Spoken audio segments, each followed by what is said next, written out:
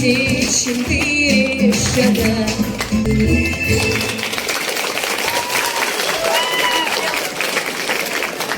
Говорит Москва, говорит Москва, во знаменование победоносного завершения Великой Отечественной войны советского народа установить, что 9 мая является днем всенародного торжества, праздником Победы.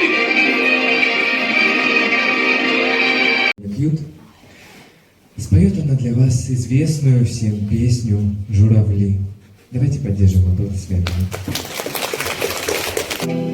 Летит, летит по небу, клин усталый,